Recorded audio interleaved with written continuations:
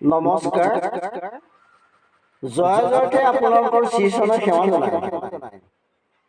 আজিৰ ভিডিঅ' মাজলৈ আগবাঢ়িছোঁ।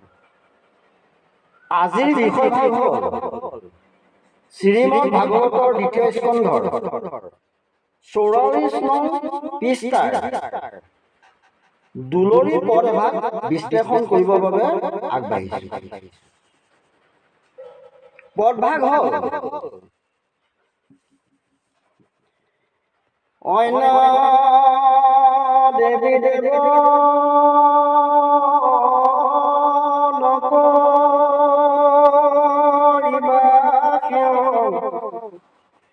নখাবা বহাদ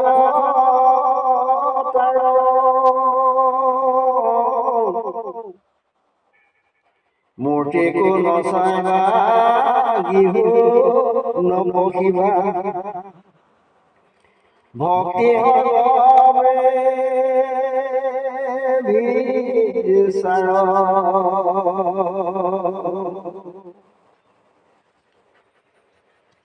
অন্য দেৱী দেৱ নকৰিবা সেৱ নখাইবা প্ৰসাদ তাৰ মূৰ্তিকো নচাইবা গিহু নপহিবা ভক্তি হইবে ব্যভিচাৰ। হে প্ৰভুসকল, এজন যুৱকে মোক প্ৰশ্ন কৰিছিল, খুৰা মই ফুৰিব গ'লে নামঘৰ দেখিলে, শিৱ মন্দিৰ দেখিলে, হনুমান মন্দিৰ দেখিলে, কালী মন্দিৰ দেখিলে, শনি মন্দিৰ দেখিলে ভক্তিভাৱ উপজে আৰু সেৱা কৰোঁ। খুৰা মই শ্ৰী বিষ্ণু পুৰাণত পাইছিলোঁ ভিক্ষাৰী ৰূপত অতিমুনিৰ পত্নী অনুসূয়ে ত্ৰিদেৱক অৰ্থাৎ ব্ৰহ্মা বিষ্ণু মহেশ্বৰক শিশু কৰাই তন্ত্ৰণ কৰাইছে আৰু অতিমুনি আৰু অনুসূয়াৰ তপস্যাত সন্তুষ্ট হৈ ত্ৰিদেৱে 3 সন্তান পাবৰ বাবে বৰ দিছে। বৰৰ ফলত বিষ্ণু অংশৰ পৰা দত্তাত্ৰেয়, ব্ৰহ্মাৰ অংশৰ পৰা সোমদেৱ, মহেশ্বৰ অংশৰ পৰা দুৰ্বাসাক লাভ কৰিছে। তেতিয়াহ'লে এজন ভকতে অন্য দেৱী দেৱ নকৰিবা সেৱ নখাইবা প্ৰসাদ তাৰ মূৰ্তিকো নচাইবা গিহু নপহিবা ভক্তি হইব ব্যভিচাৰ। কৈছে কৃষ্ণৰ বাহিৰে অন্য দেৱতা পূজা সেৱা কৰিলে নৰকৰ ৰাস্তা খোল খায়। খুৰা মই যিকোনো মন্দিৰত সেৱা কৰা অপৰাধ নেকি?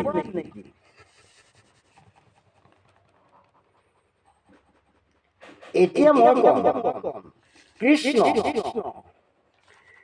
কৃষ্ণ শব্দৰ অৰ্থ কি কওঁ শুনা। কৃষ আৰু মূৰ্ধন্য মিলি কৃষ্ণ শব্দ হৈছে। কৃষ মানে সত্তা বা অস্তিত্ব, মূৰ্ধন্যৰ অৰ্থ নিবৃত্তি অৰ্থাৎ পৰমানন্দ। গতিকে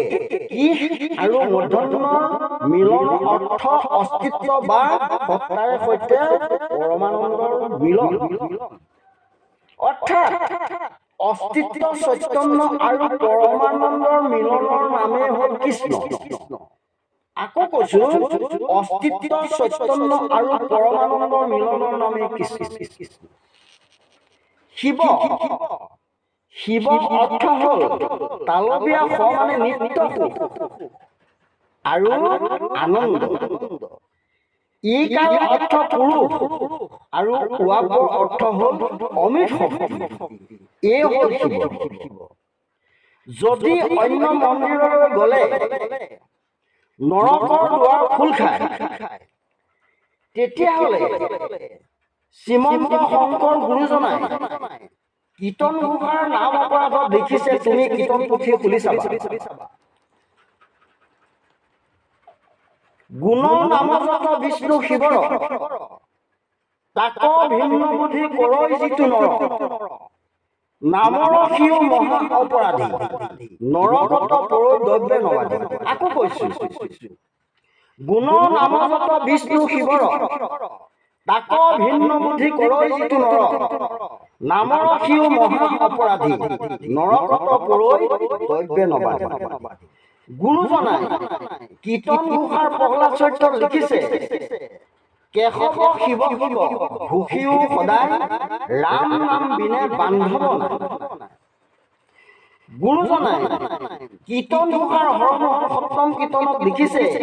মুখে বোলা ৰামকৃষ্ণ সনাতন হৰি হৰিহৰৰ লীলা কথা শুনা কৰ্ণ আকৌ লিখিছে পান হৰি নেও বুলি ডাকচাৰে ত্ৰিপুৰাৰী হৰত মহিয়া যন্ত্ৰ মোহন মুৰাৰী গুৰুজনাই কীৰ্তনৰ ঘোষাৰ নাৰদৰ কৃষ্ণ দৰ্শন চতুৰ্থ কীৰ্তনত লিখিছে তাহি সদাশিৱ সাৰংগ পানী গুৰুজনাই কীৰ্তন ঘোষাৰ শ্ৰীকৃষ্ণৰ বৈকুণ্ঠ পৰায়ণৰ দ্বিতীয় কীৰ্তনত লিখিছে শিৱ সাৰংগধাৰী মধুসূদন দৈত্যৰ গুৰুজনাই কীৰ্তন ঘোষাৰ শ্ৰীকৃষ্ণৰ বৈকুণ্ঠ পৰায়ণত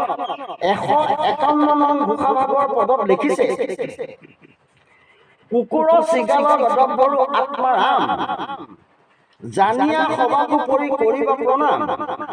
সমস্ত ভূততে বিষ্ণু বুজি নুহে যাৱে কাৰো বাক্য মনে অভ্যাসীয়া এই ভাবে বিষ্ণু দেখৈ যিটো সমস্ত জগত জীৱন্ত মুকুট হৈ অচিৰ কালত সকলো পানীক দেখিবে আত্মা সম উপায় মধ্যতটো আতি মুখ্যতম এতিয়া তোমাৰ মনত খেলি মেলি কৰি থকা পদ ভাগত আন দেৱী দেৱ নকৰিবা সেৱ নখাইবা প্ৰসাদত তাৰ মূৰ্তিকো নচাইবা গিহু নপঢ়িবা ভক্তি হৈব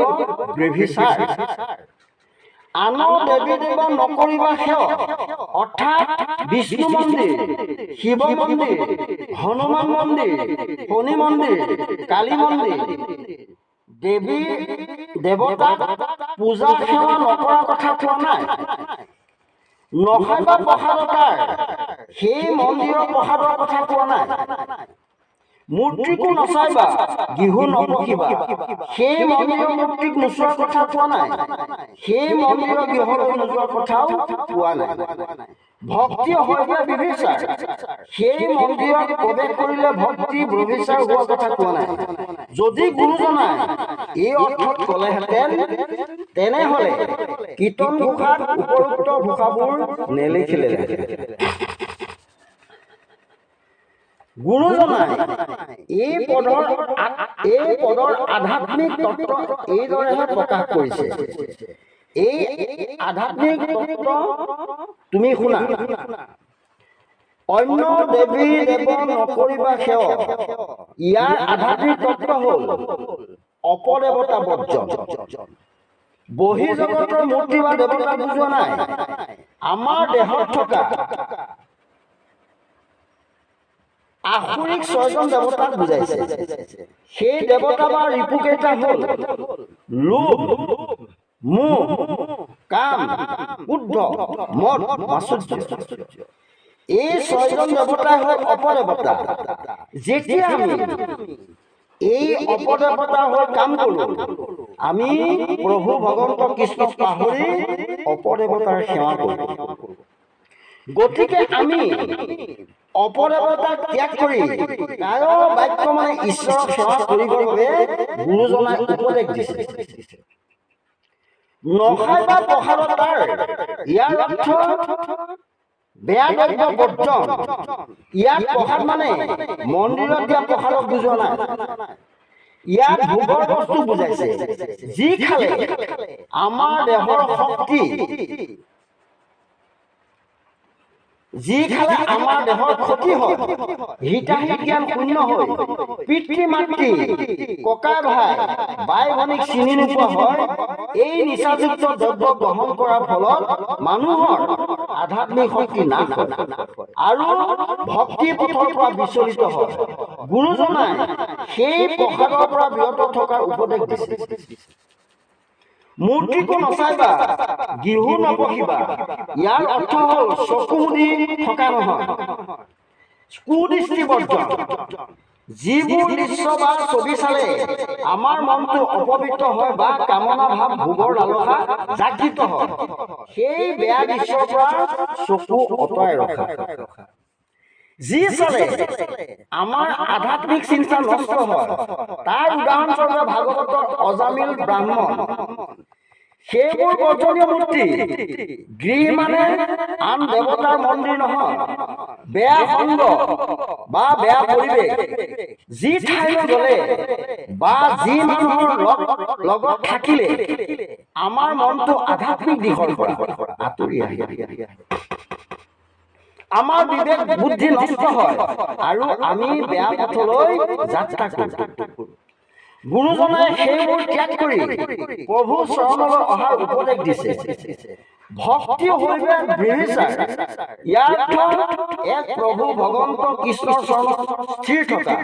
যেতিয়া আমাৰ মনটো আধ্যাত্মিক লক্ষ্যৰ পৰা আঁতৰি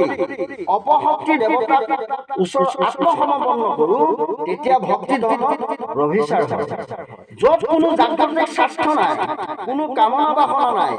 কেৱল প্ৰভু ভগৱন্তৰ চৰণত কায় বাক্য মনে বিলীন হ'বৰ বাবে গুৰুজনাই আমাক উপদেশ দিছে এই আছিল পদৰ আধ্যাত্মিক তত্ত্ব আজিলৈ আহোঁ ওম বিষ্ণু ওম বিষ্ণু ওম বিষ্ণু